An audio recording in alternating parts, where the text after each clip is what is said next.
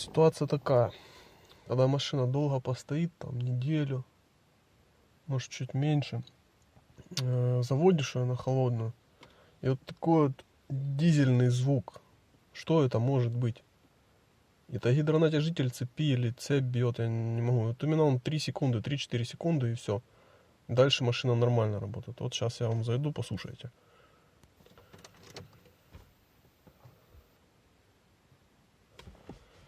Итак.